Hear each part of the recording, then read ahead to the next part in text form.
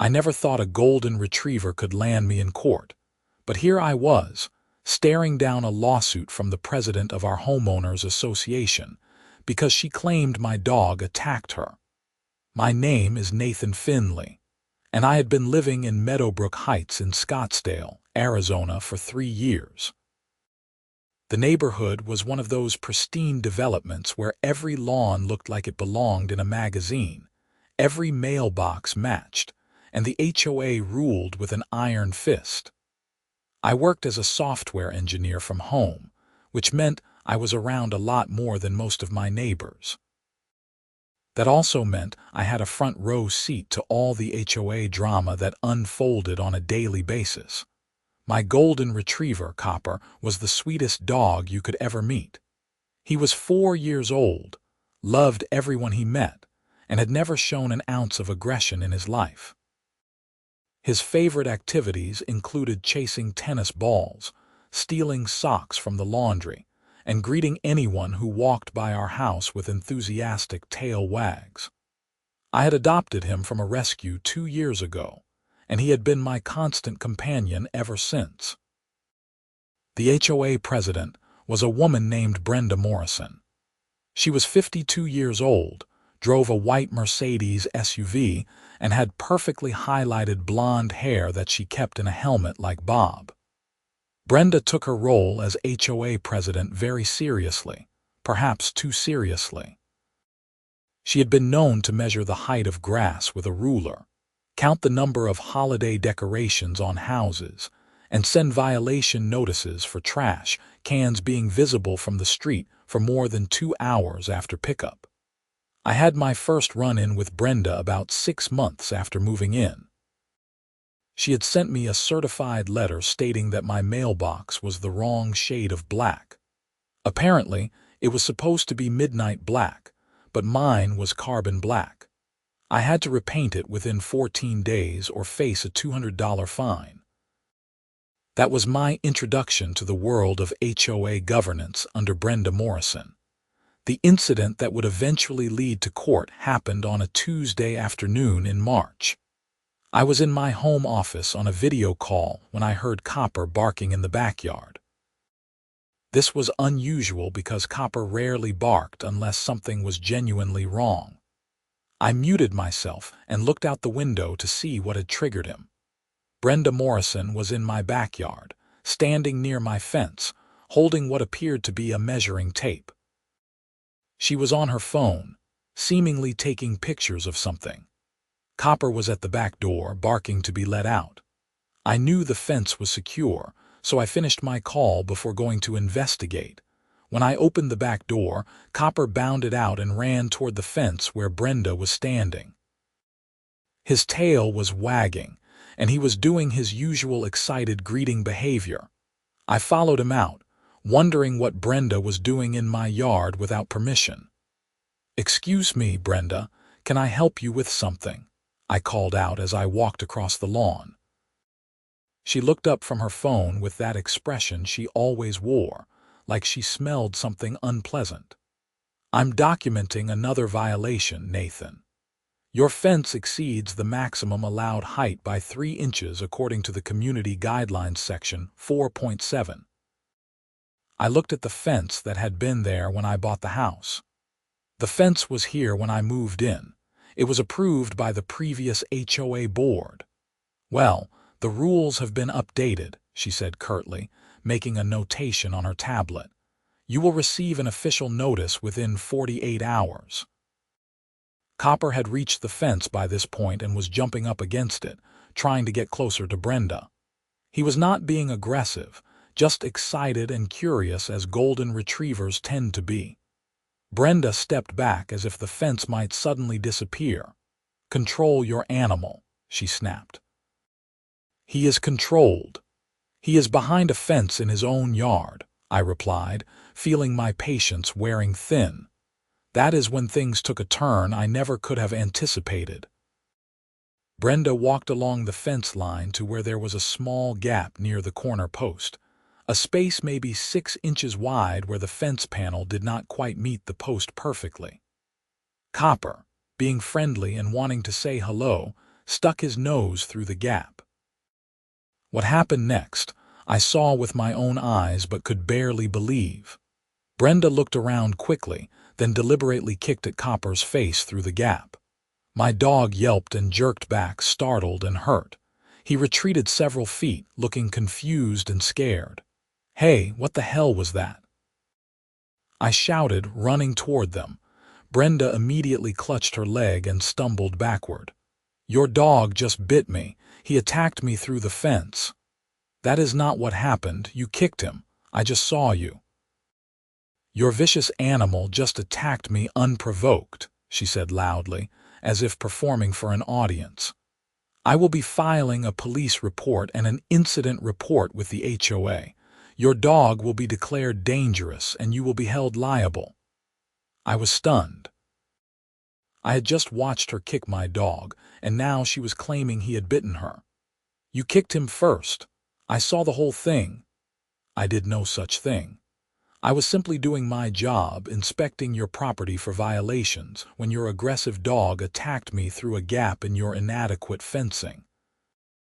She pulled up her pant leg to show her shin, which looked completely normal to me. "I am going to need medical attention and I will be pressing charges." "There is not even a mark on you," I protested. "The trauma is internal," she said dramatically. "I will be seeing my doctor immediately. Expect to hear from my attorney." She turned and walked away, still clutching her leg theatrically. I stood there in shock, trying to process what had just happened. Copper came up beside me, pressing against my leg, still looking scared and confused. I bent down to check his face and saw that his nose was scraped from where she had kicked him. "It is okay, buddy," I said, petting him gently. "We are going to figure this out." I immediately went inside and started thinking about what to do. Then I remembered something crucial.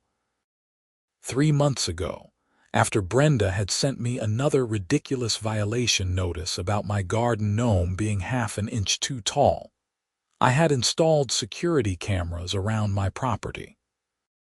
I had 4 cameras, one covering the front door, one on the garage, one overlooking the backyard, and one on the side of the house. The side camera had a wide-angle lens that covered most of the fence line, including the corner where the incident had occurred. I pulled up the security camera footage on my computer and found the exact moment. The video was crystal clear. It showed Brenda approaching the fence, Copper putting his nose through the gap in a friendly manner, and then Brenda clearly and deliberately kicking at his face. The video even captured the moment she looked around before doing it, as if checking to see if anyone was watching. Then it showed her immediate reaction, clutching her leg and putting on her injured performance. I saved the footage to 3 different locations: my computer, an external hard drive, and cloud storage. This was going to be my insurance policy against whatever Brenda was planning. Sure enough, 2 hours later, a Scottsdale police officer knocked on my door. Officer Davis was a middle-aged man with a calm demeanor who explained that he was investigating a report of a dog bite. I invited him in and told him exactly what had happened, explaining that the HOA president had been trespassing in my yard, that my dog had been secured behind a fence, and that she had kicked him first. "You have any evidence to support your version of events?" Officer Davis asked. "I have video footage from my security camera," I said, his eyebrows raised slightly. "I would like to see that." I showed him the footage on my computer. We watched it 3 times. Officer Davis made notes in his notebook and asked me to email him a copy of the video, which I did immediately. "This certainly changes the nature of the complaint," he said. "However, the complainant has stated she is seeking medical treatment and may pursue this through animal control as well as civil court. I recommend you keep multiple copies of this footage and consider consulting with an attorney." "Am I going to be charged with anything?" I asked. "Based on what I have seen here, I do not believe any charges against you or your dog are warranted." The dog was contained on your property, and the video clearly shows the complainant initiated contact and struck the animal first. However, she may still pursue this through other channels. Document everything, including any injuries to your dog. After Officer Davis left, I took Copper to our veterinarian, Dr. Sarah Chen, for an examination. She documented the scrape on his nose and noted signs of stress and fear-based behavior that was unusual for Copper's typically friendly temperament. She provided me with a written report and photographs of his injury, along with a statement that the injury was consistent with being kicked or struck on the face. "This poor baby," Dr. Chen said as she examined Copper. "He is such a sweet dog. What happened?" I explained the situation, and she shook her head in disgust. "Some people should not be allowed near animals. Make sure you keep all this documentation. If this goes to court, you will want every piece of evidence you can get." The next day, I received 3 separate letters.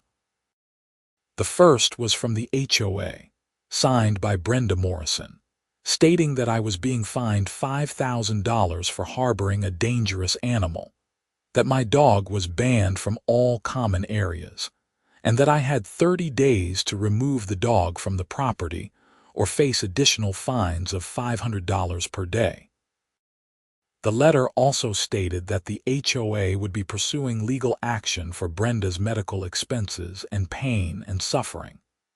The second letter was from Animal Control, requesting an interview and inspection to determine if Copper should be classified as a dangerous animal. If classified as such, I would have to carry $1 million in liability insurance, keep him muzzled in public at all times, and display signs on my property warning of a dangerous dog. The third letter was from an attorney named Richard Pemberton, representing Brenda Morrison in a personal injury lawsuit. The letter claimed that Brenda had suffered severe physical and emotional trauma from the attack, had incurred medical expenses, and was seeking $50,000 in damages. I sat at my kitchen table, looking at these 3 letters, and felt a surge of anger unlike anything I had experienced before. Brenda had kicked my dog, lied about what happened, and was now trying to destroy my life and possibly get Copper taken away from me. But she had made one critical mistake. She did not know I had video evidence of everything. I spent the rest of that day researching attorneys. I needed someone who specialized in both civil litigation and HOA law. After several phone calls and consultations, I hired an attorney named Marcus Webb from a firm in Phoenix. Marcus was in his early 40s, had excellent reviews, and had experience dealing with both personal injury defense and HOA disputes. When we met in his office 2 days later, I brought all my documentation, the police report, the veterinary records, the HOA letters, the lawsuit notice, and most importantly, the security camera footage. Marcus watched the video several times, making notes on a legal pad. "This is about as clear-cut as it gets," Marcus said. "She clearly initiated contact and struck your dog. Then she immediately began staging her injury claim. The fact that she looked around first shows premeditation. This woman deliberately created this situation. Why would she do this?" I asked. "What does she gain?" Marcus leaned back in his chair. "From what you have told me about your history with this HOA president, I would say this is about power and control. You have challenged her authority in the past by questioning her violation notices. Some people in positions of power do not like being questioned. This could be retaliation. So, what do? First, we respond to the animal control inquiry with the video evidence and veterinary records. That should resolve that issue quickly. Second, we file a response to the personal injury lawsuit, asserting your defense and providing the video evidence. Third, and this is where it gets interesting, we file a countersuit. A countersuit for what? Marcus smiled. Trespassing, animal cruelty, fraud, intentional infliction of emotional distress, and abuse of process. We also challenge the HOA's fine and demand for removal of your dog as retaliatory and without basis. If we play this right, not only will we get her lawsuit dismissed, but we can hold both her and potentially the HOA liable for damages. I felt a weight lift off my chest. Let us do it. The meeting with animal control happened the following week. The officer, Linda Torres, came to my house to interview me and evaluate Copper. I provided her with all the documentation and showed her the security camera footage. She spent 20 minutes with Copper, who greeted her with tail wags and immediately rolled over for belly rubs. "This dog does not have an aggressive bone in his body," Officer Torres said, scratching Copper behind the ears.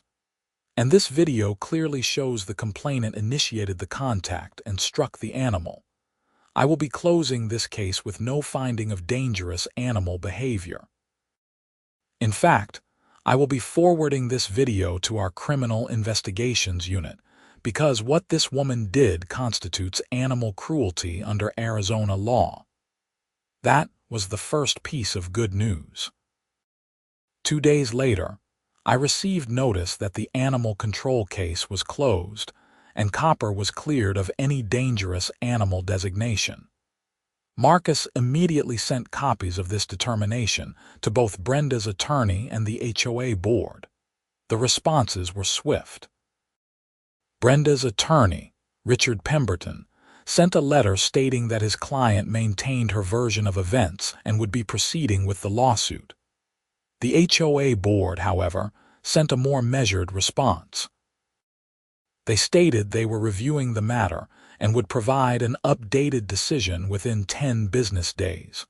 Marcus filed our response to Brenda's lawsuit, including the video evidence, police report, and animal control determination.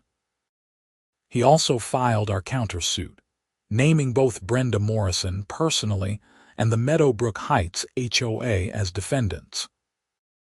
Our countersuit asked for $25,000 in damages for emotional distress, veterinary bills, legal fees, and punitive damages for malicious prosecution and animal cruelty. About a week after we filed the countersuit, I got a phone call from another HOA board member, a man named Robert Chen who lived 4 houses down from me.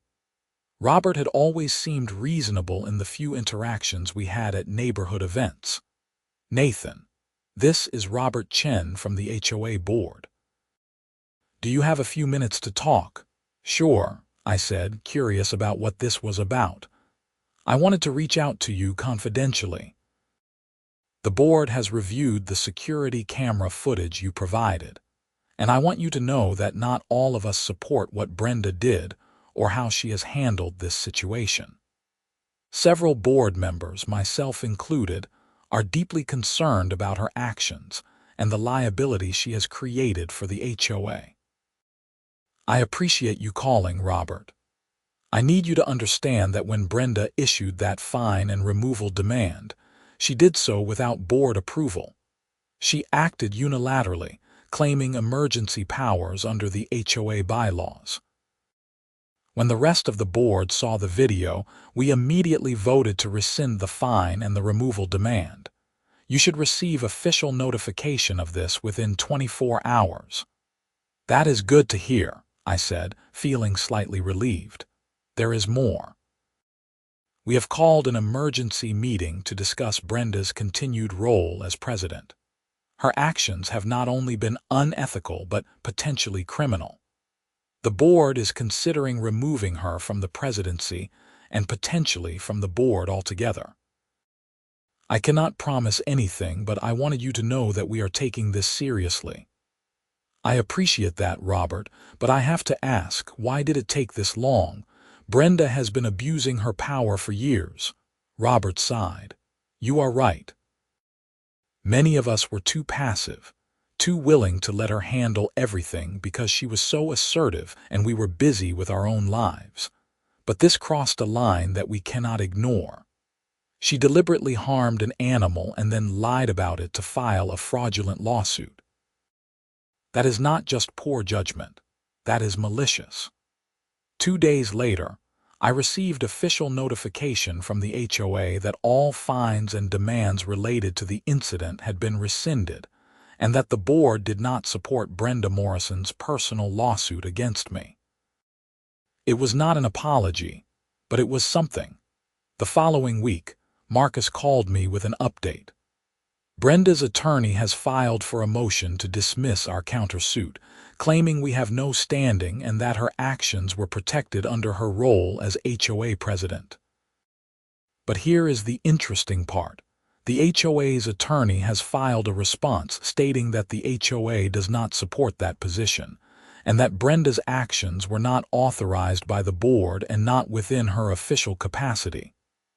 So the HOA is turning on her. Essentially, yes. They are protecting themselves from liability by making it clear she was acting on her own. That actually strengthens our case against her personally. Meanwhile, the criminal investigation into animal cruelty was moving forward. Detective James Morrison, no relation to Brenda, contacted me to get a statement and copies of all my evidence. Arizona law classified intentionally kicking or striking an animal as a Class 1 misdemeanor, punishable by up to 6 months in jail and a fine of up to $2,500. We have reviewed the video evidence and consulted with the county attorney's office, Detective Morrison told me during our meeting. We will be filing charges against Miss Morrison for animal cruelty. The video evidence is very clear, and we have your dog's veterinary records documenting the injury. This is a solid case. Will I need to testify? I asked. Most likely, yes. But with the video evidence, this should be fairly straightforward. The county attorney believes we can get a conviction or a plea deal. A few days later, Brenda Morrison was formally charged with animal cruelty. According to neighborhood gossip, which spread faster than wildfire in Meadowbrook Heights, she was arrested at her home, processed at the police station, and released on her own recognizance. The arrest made the local news, with the headline HOA president charged with animal cruelty after kicking neighbor's dog. The publicity was devastating for Brenda. Within a week of the charges being filed, the HOA board held their emergency meeting and voted to remove her as president by a vote of 6-1. She voted for herself, naturally. She remained on the board as a regular member, but her reign as the neighborhood dictator was over. Her personal injury lawsuit against me, however, continued. Despite the criminal charges, despite the video evidence, despite being removed as HOA president, Brenda and her attorney pressed forward with the $50,000 lawsuit, claiming she had been injured by my dog. The depositions were scheduled for May. Marcus prepared me thoroughly, explaining that Brenda's attorney would try to confuse me, twist my words, or get me to say something that could be used against us. He emphasized that I should answer only the questions asked, not volunteer information, and tell the truth. My deposition took place in a conference room at Richard Pemberton's law office in Scottsdale. Present were me, Marcus, Richard Pemberton, a court reporter, and a video camera operator. Brenda was not present for my deposition, but I would be present for hers. Richard Pemberton was a man in his 60s with silver hair and an expensive suit. He started with basic questions about my name, address, and how long I had lived in Meadowbrook Heights. Then he moved on to questions about Copper. "How long have you owned the dog in question?" Pemberton asked. "About 2 years. Has the dog ever bitten anyone before?" "No, never." "Has the dog ever shown aggressive behavior toward anyone?" "No, he is a very friendly dog." Are you aware that golden retrievers are responsible for numerous dog bite incidents each year? Marcus interjected. Objection calls for speculation and is not relevant to this case. I will rephrase, Pemberton said. Were you aware on the date of the incident that your dog could potentially be dangerous? I was not aware of that because my dog is not dangerous. He has never shown any aggressive behavior. But you did have a fence around your property, correct?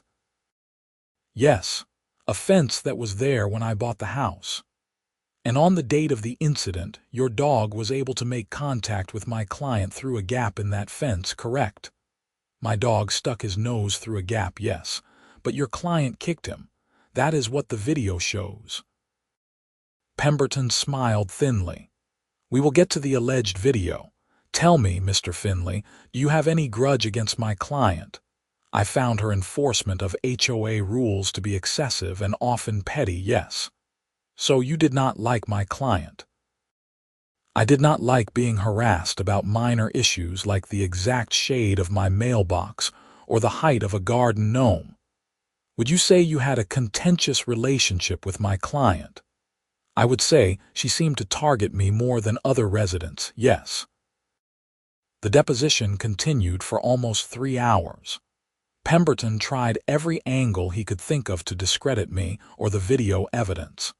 He suggested the video had been edited or manipulated.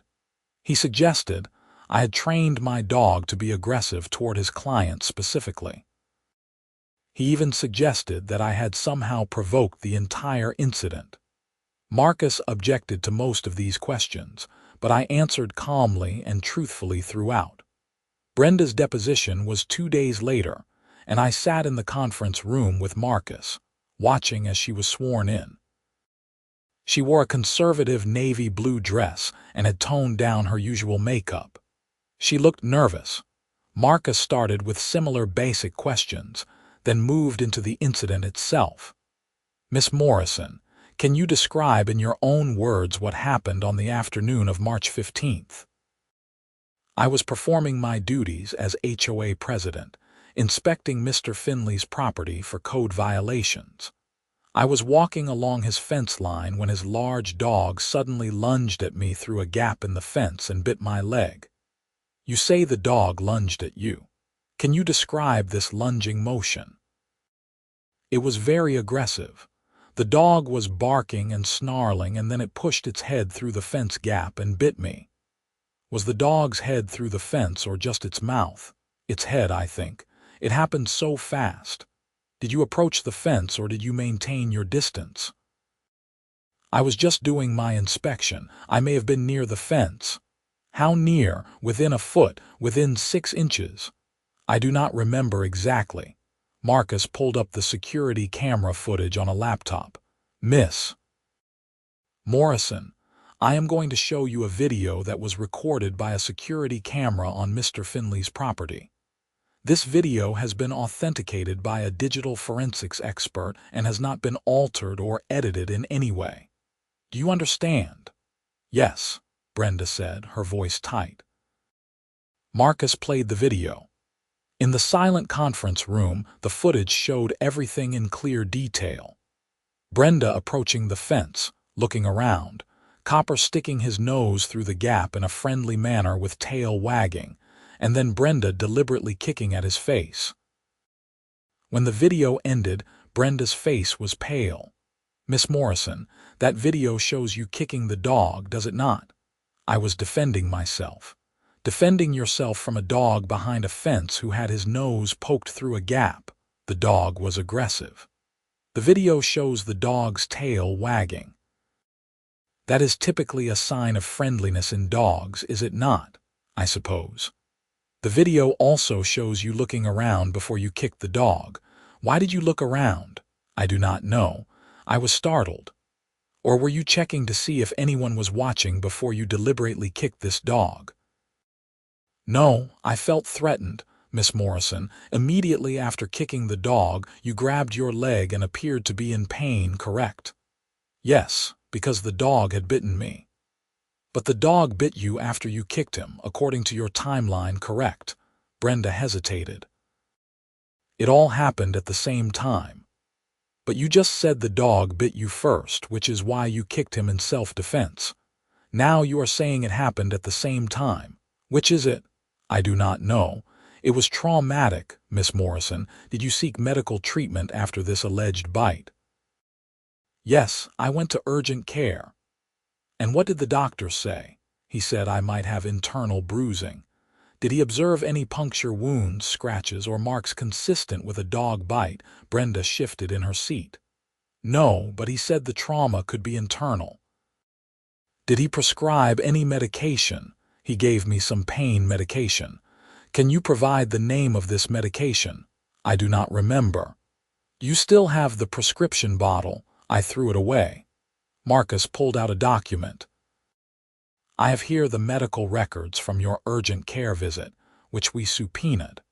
According to these records, the examining physician found no evidence of any injury whatsoever. He noted that you insisted you had been bitten, but he could find no physical evidence.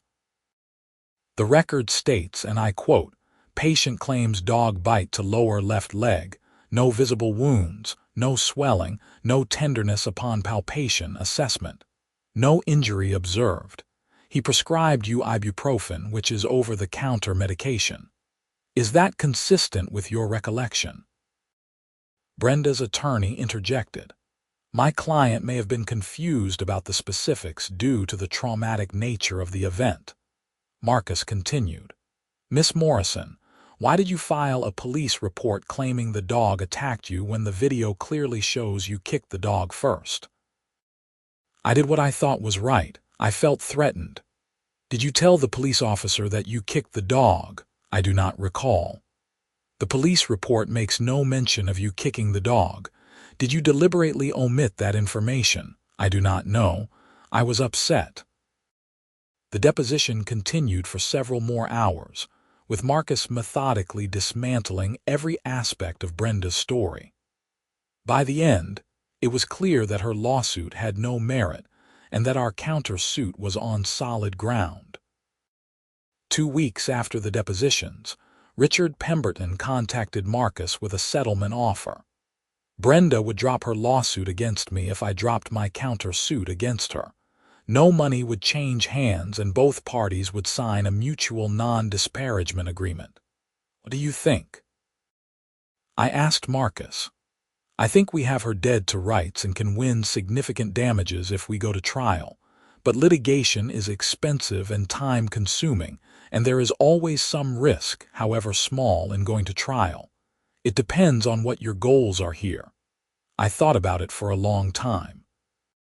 My goal was to protect my dog and clear his name, which we have done. The animal control case is closed. The criminal case is proceeding regardless of our civil suit, and everyone in the neighborhood knows the truth. But I also think Brenda needs to be held accountable for what she did. She kicked my dog, lied about it, and tried to ruin my life. If we settle, she faces no real consequences for her actions beyond the criminal case. So you want to proceed to trial? Yes, but I want to make a counter-offer.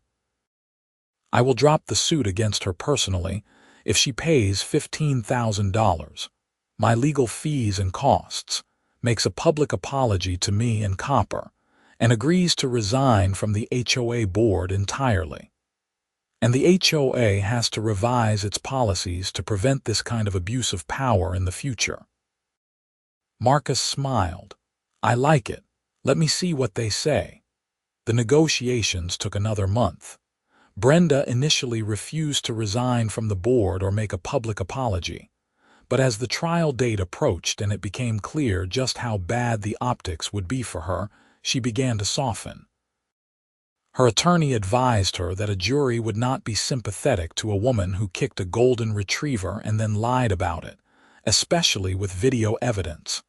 Meanwhile, the criminal case proceeded. Brenda accepted a plea deal where she pleaded no contest to animal cruelty charges, received 6 months of probation, a $1,500 fine, 100 hours of community service, and was ordered to stay at least 500 feet away from my property in Copper. She also had to attend an animal welfare education program. The judge, during sentencing, made it clear that he found her actions reprehensible, and that only her lack of prior criminal record prevented him from imposing jail time. With the criminal conviction on record, Brenda's position in the civil case became completely untenable. She finally agreed to our settlement terms. She would pay $15,000, covering my legal fees and compensatory damages. She would resign from the HOA board immediately. She would issue a written apology that would be distributed to all Meadowbrook Heights residents. And the HOA board would implement new policies limiting the president's unilateral authority and establishing a resident complaint process for HOA disputes. The day the settlement was finalized, I felt an enormous sense of relief. It had been 6 months since that afternoon in March when Brenda kicked Copper, and it had been a stressful, exhausting battle. But we had won. Copper was safe, cleared of any dangerous animal designation, and Brenda had been held accountable for her actions. The written apology was distributed to all residents via email and posted on the community bulletin board. It read, "I, Brenda Morrison, apologize to Nathan Finley and his dog Copper for my actions on March 15th. I acted inappropriately, and my actions were wrong. I misrepresented the events that occurred and caused unnecessary harm and distress. I take full responsibility for my actions, and I am sorry."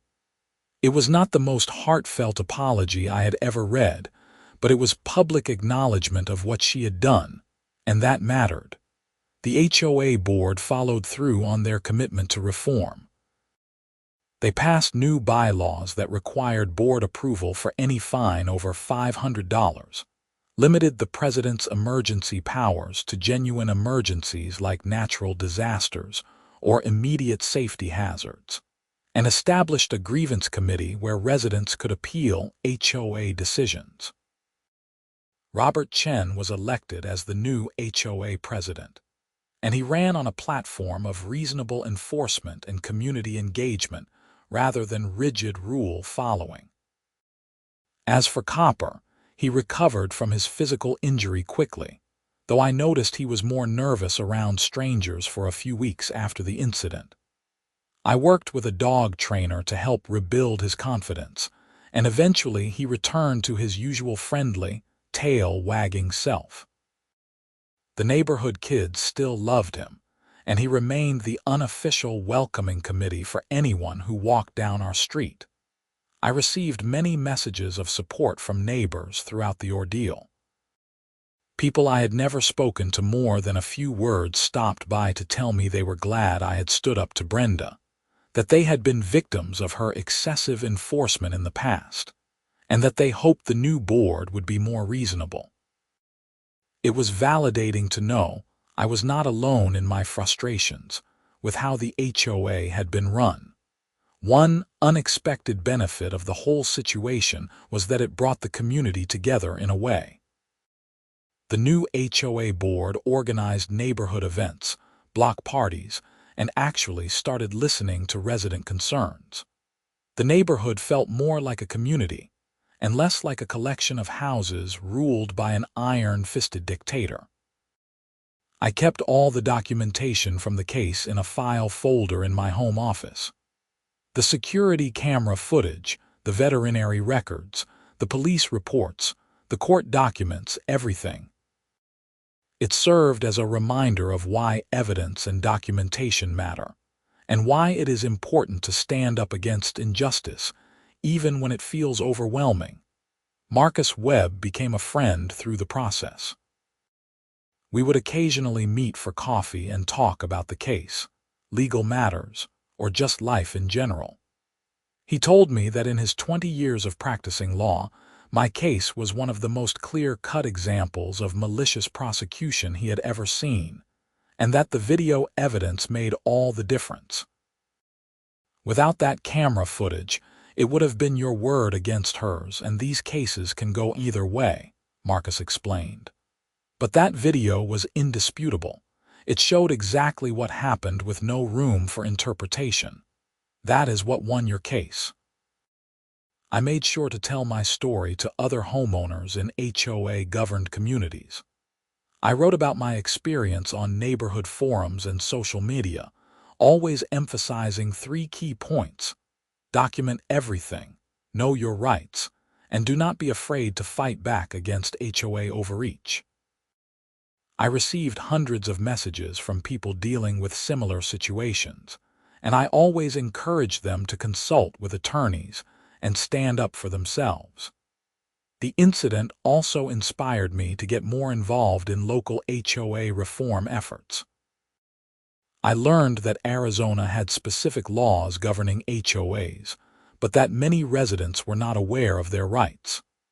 I joined a statewide advocacy group working to strengthen homeowner protections and increase transparency in HOA governance.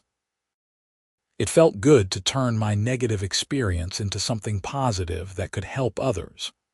Brenda Morrison sold her house in Meadowbrook Heights about 8 months after the settlement. According to neighborhood gossip, she moved to Tucson to be closer to her daughter. I never spoke to her again after the settlement was finalized, and I was fine with that. I held no personal animosity toward her, but I also had no desire to interact with someone who had caused such harm to my dog and tried to destroy my life to satisfy her ego. The new HOA president, Robert Chen, was everything Brenda was not. He was reasonable, approachable, and focused on building community rather than enforcing petty rules. He sent out a quarterly newsletter highlighting neighborhood events, maintenance updates, and upcoming projects. He held open office hours where residents could come discuss concerns without fear of retaliation. The neighborhood flourished under his leadership. I continued working from home with Copper at my side. He would sleep under my desk during video calls, occasionally making an appearance to say hello to my colleagues who all knew his story. He became something of an internet celebrity when I shared the security camera footage, with the post going viral and reaching millions of views. People from around the country sent messages of support and shared their own stories of standing up to bullies. One particularly touching moment came about a year after the incident. A family with 2 young children moved in next door. The kids, a boy named Jake and a girl named Emma, were immediately drawn to Copper. Their parents asked if it would be okay for the kids to play with him, and I said absolutely. Watching Copper play fetch with those kids, seeing his tail wag with pure joy, reminded me why I had fought so hard to protect him. He was not just a pet, he was family, and he deserved to be safe and treated with respect. The security camera system I had installed ended up being one of the best investments I ever made. Beyond the obvious benefit of capturing the incident with Brenda, the cameras provided peace of mind and actually helped solve a neighborhood crime when they caught footage of someone breaking into cars on our street. The police were able to identify and arrest the suspect using my camera footage, and several neighbors thanked me for having the system installed. I also made sure to support other residents who faced issues with the HOA. When a new couple received a violation notice that seemed unreasonable, I helped them understand their rights and how to appeal the decision. When an elderly neighbor was struggling with the cost of required landscaping updates, I organized a neighborhood volunteer day where several of us helped with the work.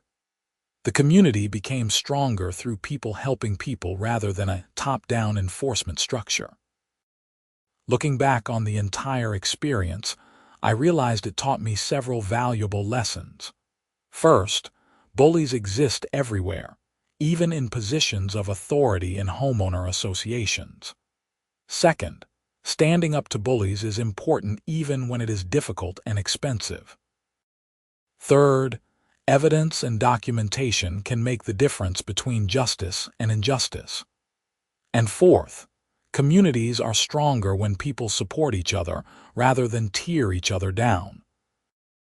The $15,000 I received from the settlement went primarily to covering my legal fees and costs, with a little left over that I donated to a local animal rescue organization in Copper's name. They used the money to help other dogs who had been abused or neglected, which felt like the right way to honor what Copper had been through. I framed a photo of Copper looking happy and healthy, taken a few months after the incident, and hung it in my home office. Below it, I placed a small plaque that read, "Stand up for those who cannot speak for themselves." It served as a daily reminder of why the fight had been worth it. The last I heard about Brenda Morrison came from a mutual acquaintance who mentioned that she was facing difficulties getting homeowner insurance in her new neighborhood due to her animal cruelty conviction. Apparently, insurance companies view such convictions as liability risks. I did not take any pleasure in her struggles, but I did think there was a certain poetic justice to her facing real consequences for her actions. As for the fence gap that started the whole incident, I had it repaired within a week of the settlement. Not because I was required to, but because I wanted to ensure Copper's safety. The HOA's complaint about the fence height was quietly dropped by the new board, who acknowledged that the fence had been approved by a previous board and grandfathered in under the new rules. I continued to live in Meadowbrook Heights, enjoying my home, my dog, and a neighborhood that was slowly becoming a real community. Every time I walked Copper around the block and neighbors stopped to pet him and chat, I was reminded that the good in people far outweighs the bad. For every Brenda Morrison in the world, there were dozens of Robert Chens and supportive neighbors who believed in doing the right thing. The whole experience made me a stronger advocate for justice and accountability. I learned that sometimes the right thing to do is not the easy thing, but it is always worth it in the end. I learned that evidence matters, that truth matters, and that standing up to abuse of power matters, even when that power comes from something as seemingly mundane as a homeowner association. Copper never fully understood why that day in March happened, or why the months that followed were so stressful for me. All he knew was that he was loved, safe, and got plenty of treats and belly rubs. And really, that is all that mattered. I had protected him, cleared his name, and ensured he could continue living his best golden retriever life without fear. The security camera footage remained online, viewed by millions of people who were outraged by Brenda's actions and inspired by the outcome of the case. I received messages from people all over the world saying they had installed security cameras after seeing my video, or that they had stood up to their own HOA bullies, or that they had reported animal abuse they witnessed. If my experience could inspire others to protect animals and stand up for what is right, then something good had come from a bad situation. Years later, when I would tell the story to new friends or neighbors, they would always ask the same question. "Do you regret moving into an HOA neighborhood?" My answer was always no. Because while the HOA system has its flaws and can be abused by people like Brenda Morrison, it can also work when good people are in charge and when residents are willing to hold their leaders accountable. The key is active participation, transparency, and a willingness to fight for what is right. I never forgot the support I received from neighbors, from Marcus Webb, from Officer Davis in the police department, from Dr. Chen at the veterinary clinic, and from countless strangers online who cheered me on. It reminded me that most people are fundamentally good and want to see justice prevail. Even in the face of someone using their authority to cause harm, the truth and evidence could win the day. Copper lived many more happy years, never showing aggression toward anyone despite what Brenda had done to him.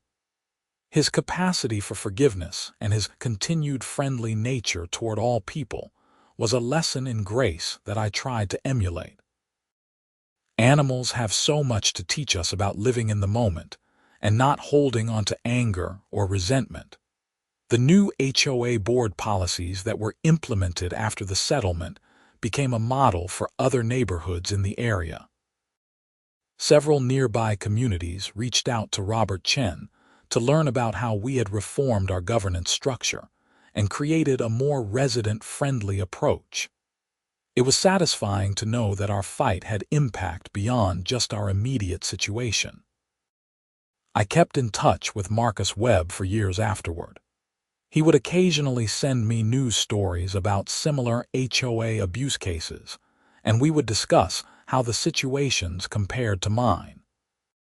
He told me more than once that my case gave him renewed faith in the legal system, that sometimes the good guys really do win when they have the evidence and the determination to see it through. The most rewarding part of the entire experience was seeing Copper thrive in the years that followed. He remained the neighborhood favorite, greeting everyone with enthusiasm and joy. Kids would ask their parents if they could go visit Copper the famous dog, and I always welcomed visitors. He had his own Instagram account that friends had created, featuring photos of his daily adventures and spreading his message of kindness and resilience. As I write this final reflection on the events that unfolded starting that March afternoon, Copper is sleeping at my feet, snoring softly and occasionally twitching as he dreams. I do not know what he dreams about, but I hope it is running through fields and chasing tennis balls, happy and free from the trauma of that day when someone hurt him. He deserves nothing but good dreams and good days for the rest of his life. The fight against Brenda Morrison and her abuse of HOA power was never just about winning a lawsuit or getting money. It was about standing up for a member of my family who could not speak for himself. It was about exposing corruption and holding people accountable for their actions. It was about making sure that no other resident would face the same kind of harassment and retaliation that I experienced. And ultimately, it was about proving that with evidence, determination, and the courage to fight back, justice can prevail even against those who seem to hold all the power. I am grateful for every person who supported me through that difficult time, for the security cameras that captured the truth, for the legal system that allowed me to defend myself and counter-sue, and most of all, for Copper, whose sweet nature and resilience inspired me to fight harder than I ever thought I could.